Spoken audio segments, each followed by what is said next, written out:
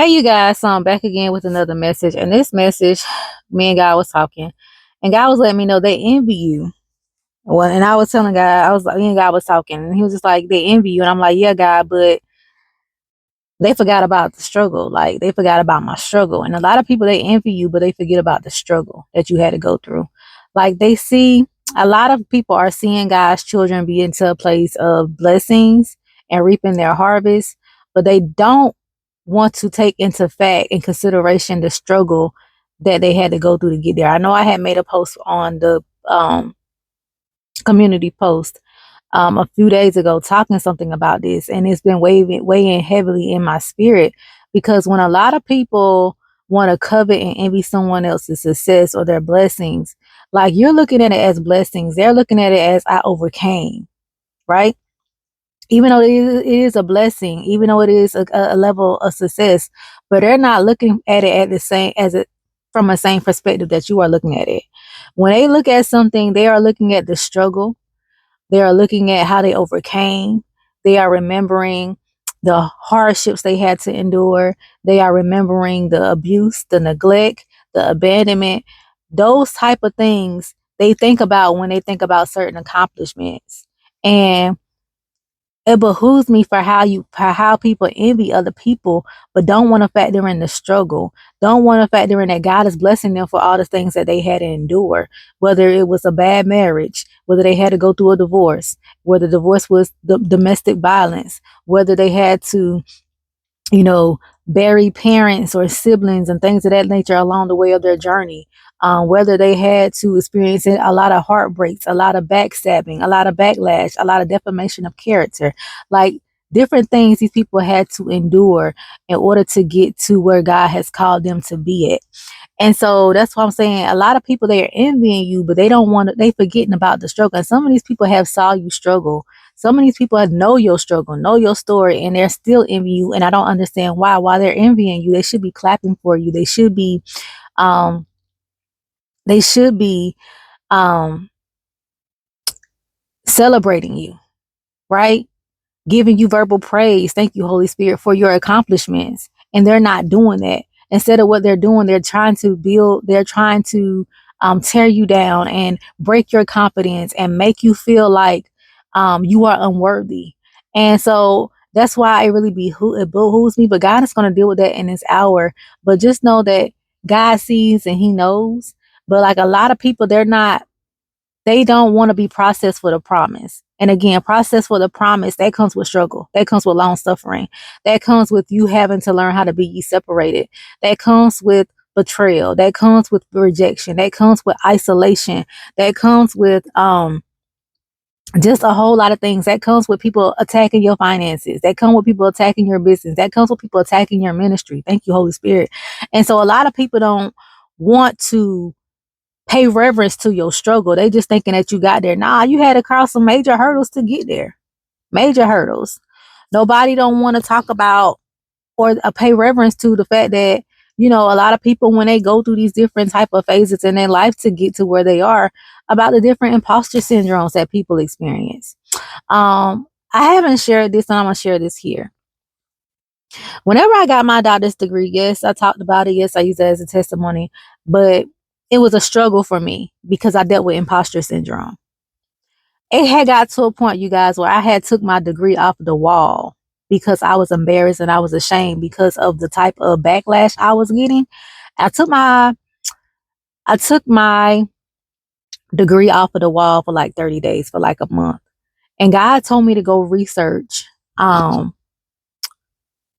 woman that pretty much was in the news for some of the same things that I was dealing with when I was going to school.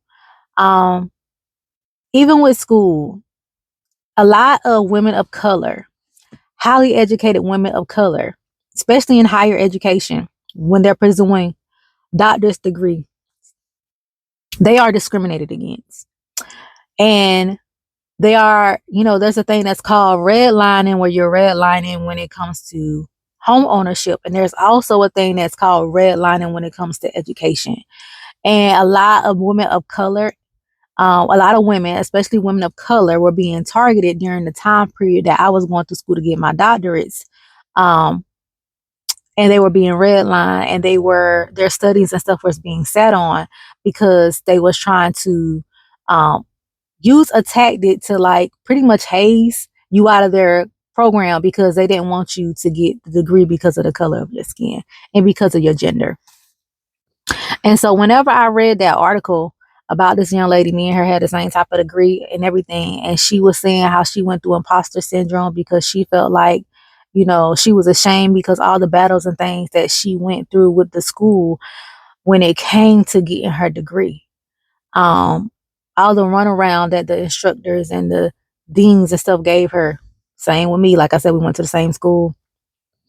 Same thing. We dealt with the same thing, and pretty much how we was being gaslight, like the gaslighting and everything with the instructors and everything because they were trying to redline women of color, women, but especially women of color, from getting a doctorate degree. And so she got a lawsuit and she won the lawsuit, and she was just like, she knew that she had to complete the degree, and then she knew that later that God was going to allow her to go back and sue the school to show light upon this. Like she knows now, she realized now that she had to go through that process to pay the way for somebody else. And so a lot of people don't understand that, yes, you are being blessed. Yes, they are seeing your successes and what you're overcoming, but you're going through all this different type of warfare, trying to achieve these milestones to break generational curses so the people behind you don't have to go through what you went through. So things can be broken, so things can be brought to light. And people don't want to acknowledge your struggle. But they are going to have to eventually put some respect on your name. They are going to eventually going to have to acknowledge who you are and the God in you. Because if they had to do it, they wouldn't have made it. Because of their heart posture, for one. And because they wasn't ordained or chosen or anointed for it. They wasn't anointed for the assignment. And so just know that, yes, these people are envying you when it comes to your successes and things of that nature, but they're forgetting about the struggle. They forgetting about the struggle. Some of them don't know the struggle. Some of them do know the struggle. They seen you struggling. And it's just like, thank you, Holy Spirit. God just reminded me. I told you guys a couple of videos ago that some people take pleasure um seeing you struggle. Some people take pleasure in seeing you not prospering. And see, this is your season of prosperity because you have been through so much. You have been through so much out of the obedience of God. Because you are in God's will, you have been through so much. So just know, like I said, if you're dealing with a lot of envy, they're envying you because they're coveting and they're jealous and they're envy, but they're also forgetting about the struggle, or they don't want to acknowledge your struggles, right? And so when you are seeing your accomplishments can remind you of the struggle. And see, that's not what they're not understanding. Your accomplishment, seeing how far you came, is reminding you, like, I can't believe I went through this struggle. I can't believe I overcame that. Or Lord, I really did overcome that with your grace and your mercy and your favor. God, I can't believe I went through that, like, just to get here. And so that's what you're seeing, but they're just seeing the end result. So just know that, yes, people are going to envy you for that, but they're going to forget about the struggle. But when it comes to the struggle, y'all, don't be ashamed to tell your story. Because, like, I really was kind of ashamed to tell my story, but I posted it when God told me to post it so I can share. And I got so many testimonies saying that they needed that because they were contemplating on whether to go back to school. And these were women. These were women that were seeking degrees in higher education, and they were contemplating about going to school back and fighting to get their degrees because of the fact that they were being redlined or because of the fact they were being discriminated against. So just know that all things work together for those that are called according to, for God's glory and according to his purpose. And you will be fine. All right. So I love you. I pray that you all have an amazing day. And I will chat with you all later.